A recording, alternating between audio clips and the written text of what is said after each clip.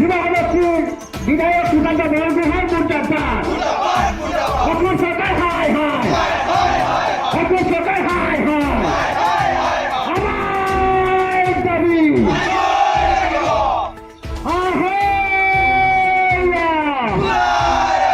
অসম সরকার হায় হায় লেগেছি হায় হায় নূতন উন্নয়ন বিভাগ হায় হায় মানবশ্রী বিধায়ক যুগেন মোহন মুর্দাবাদ মানবশ্রী বিধায়ক যুগেন মোহন মুর্দাবাদ যুবশ্রী বিধায়ক সুকান্ত বরগুহার মুর্দাবাদ অসম সরকার হায় হায় ঐতিহাসিক রাজগড় পথ নির্মাণ করো ঐতিহাসিক রাজগড় পথ অতিহিংসা নির্মাণ করো আমার দাবি অসম সরকার হায় হায় অসমের মন্ত্রী যুগেন মোহন মুর্দাবাদ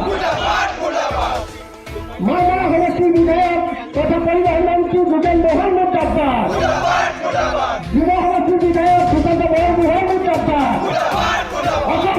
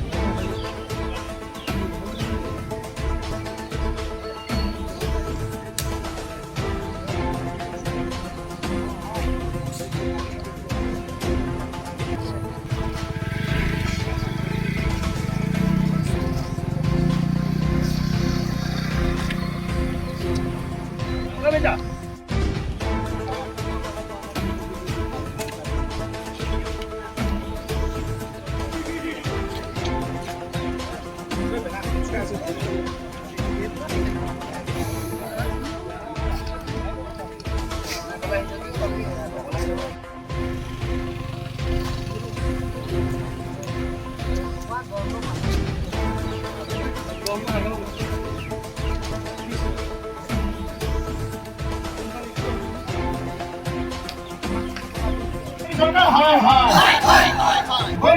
হায় হায় নূতন বিভাগ হুঁশিয়ার নূতন বিভাগ হুঁশিয়ার আমার দাবি আমার দাবি আমার দাবি হঠাৎ জনতা জিন্দাবাদ হঠাৎ জনতা জিন্দাবাদ নূতন বিভাগ হুঁশিয়ার নূতন বিভাগ হুঁশিয়ার শিমলুগুৰি আঞ্চলিক ছাত্ৰ সন্থা আৰু লাকুৱা আঞ্চলিক ছাত্ৰ সন্থাৰ যৌথ উদ্যোগত স্থানীয় ৰাইজৰ সহযোগত আমি ঐতিহাসিক লাকুৱা ৰাজগড় পথটো পুনৰ মেৰামতিৰ দাবীত আমি পথ অৱৰোধ কাৰ্যসূচী গ্ৰহণ কৰিছোঁ।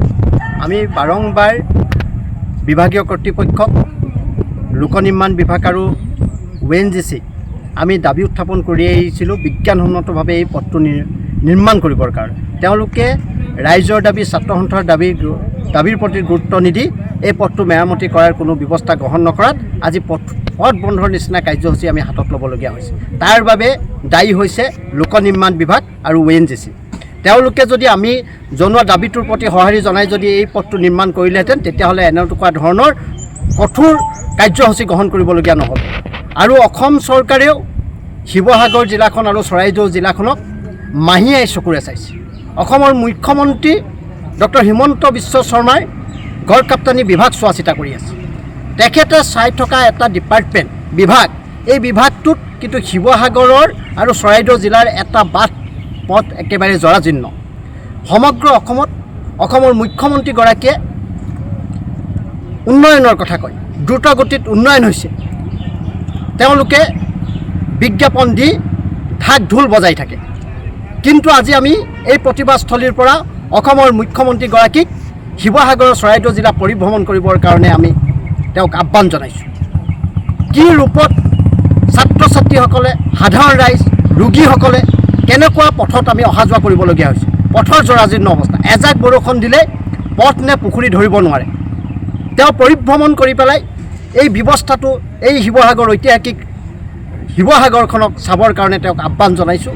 তেওঁ অকল জালুকবাৰী সমষ্টি উন্নয়ন কৰি সমগ্ৰ অসম যদি উন্নয়ন কৰিছোঁ বুলি ভাবিছে, তেওঁ মূৰ্খৰ স্বৰ্গ ৰাজ্যত বাস কৰাৰ বাহিৰে বেলেগ কথা একো হ'ব নোৱাৰে। সেইকাৰণে আমি দাবী উত্থাপন কৰিলোঁ, ঐতিহাসিক এই শিৱসাগৰ জিলাৰ চৰাইদেউ আৰু শিৱসাগৰ জিলাৰ সীমা নিৰ্ধাৰণ কৰিছে এই লাকুৱা ৰাজগড় পথটোৱে। এই পথটোত দুগৰাকী শাসক দলৰ জনপ্ৰতিনিধিয়ে প্ৰতিনিধিত্ব কৰিছে। এগৰাকী মামৰা সমষ্টিৰ পৰা যোগেন মোহন ডাঙৰীয়াই আৰু অন্য সমষ্টি ডিমৌ সমষ্টিটো সুশান্ত বৰগোহাঁয়ে প্ৰতিনিধিত্ব কৰি তেওঁলোক জনপ্ৰতিনিধি হৈছে। কিন্তু আজি তেওঁলোকো নিমাত তীব্ৰ ভাষাৰে গৰিহণা দিছোঁ। যাতায়াতৰ উপযোগী হোৱাকৈ ছাত্ৰ ছাত্ৰীসকলৰ সুবিধা হোৱাকৈ ONGC লোক নিৰ্মাণ বিভাগ অসম চৰকাৰে সকলোৱে মিলি ৰাইজৰ সুবিধাৰ্থে পথটো নিৰ্মাণ কৰিবৰ কাৰণে দাবী উত্থাপন কৰিছোঁ। এটা ৰাস্তা শিৱসাগৰ ষ্টেচন চাৰিআলিৰ পৰা আৰম্ভ কৰি এই পথ জৰাজীৰ্ণ, ধুদৰালি জৰাজীৰ্ণ, সকলো বাট পথ বিধ্বস্ত হৈ গৈছে। কিন্তু অসম চৰকাৰে কোনো ধৰণৰ ব্যৱস্থা গ্ৰহণ কৰা নাই কাৰণে আজি ৰাইজ ৰাজপথলৈ ওলাই আহিবলগীয়া হৈছে। আমি দাবী উত্থাপন কৰিলোঁ অনতি বিলম্বে এই পথটো মেৰামতি কৰি ৰাইজৰ সুবিধাৰ্থে উপযোগী কৰি ৰাখিবৰ কাৰণে দাবী উত্থাপন কৰি আজি এই পথ অৱৰোধ কাৰ্যসূচী গ্ৰহণ কৰিছোঁ।